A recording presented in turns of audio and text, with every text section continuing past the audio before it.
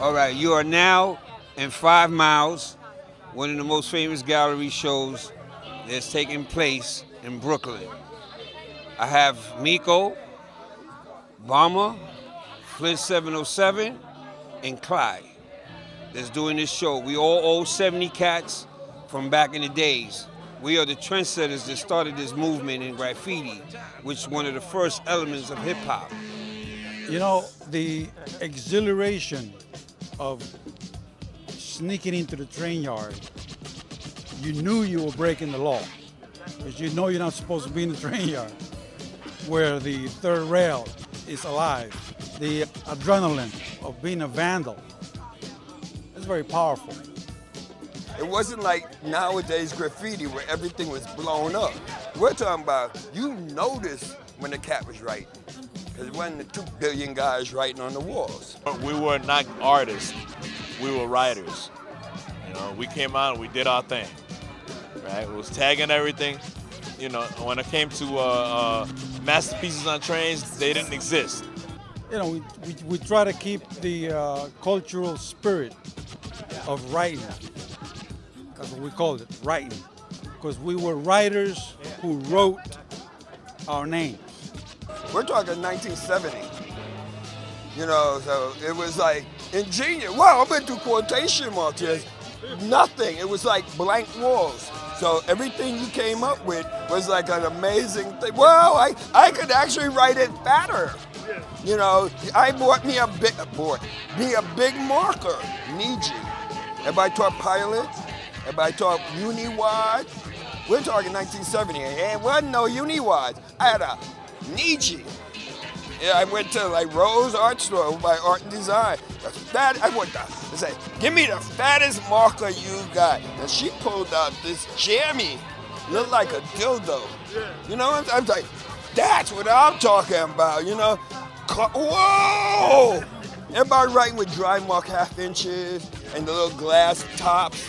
You know, Broadway was blowing up. Everybody was writing like that. My shit was like, whoa! And raw up in the, yo. I don't have to be everywhere, but when I wrote, y'all saw it. You know what I'm saying? Stand on my corner on 155th Street and Melrose Avenue. Every bus that stopped on that corner, I put a tag on it. As you can see with the canvas I had inside, I try to go back to the old route. And with the train, the train canvas too, because that's all you used to see. You seen tags on fronts, tags on the inside, but you never seen tags on the outside of the cars.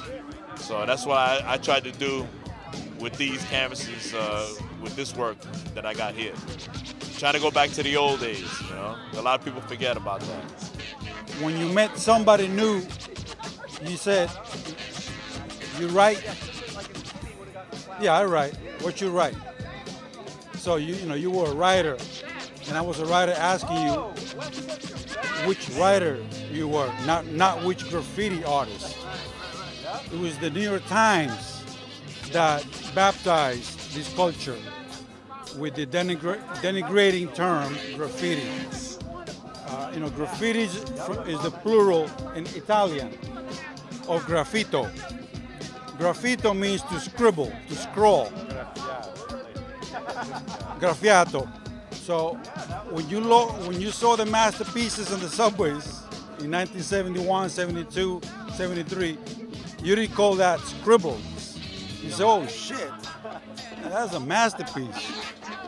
The thing is that I knew every serial number on every bus that came through on that line. So I would look at the bus number, and I said, wait a minute, I don't have that one yet. So when it comes back around and it stops, I'm gonna get it. If it stops at the light, if it stops at the bus stop, I'm gonna get that bus. By 72, I was in a gallery.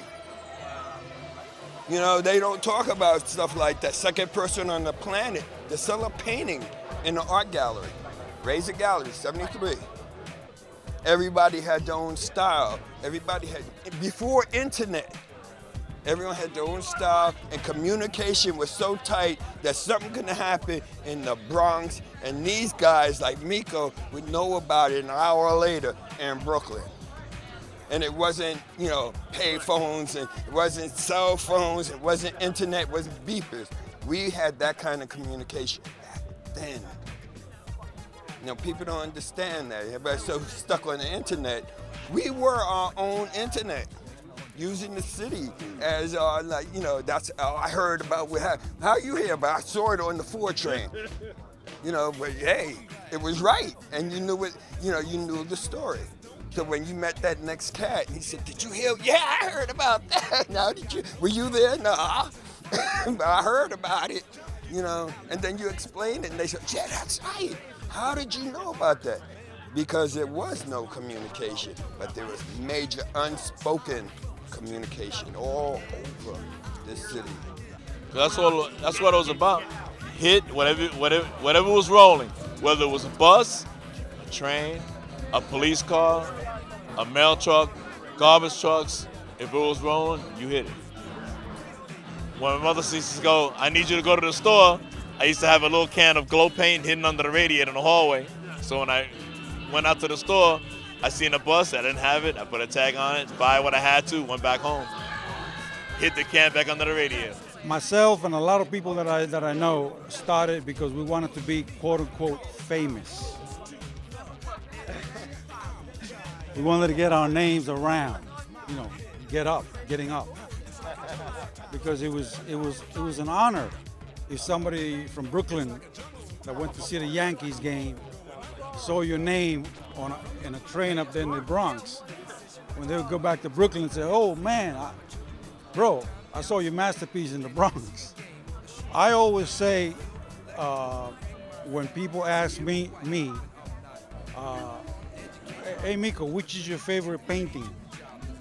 I always say, "My next one." It makes sense because it gives yourself motivation to continue painting, continue creating, experimenting.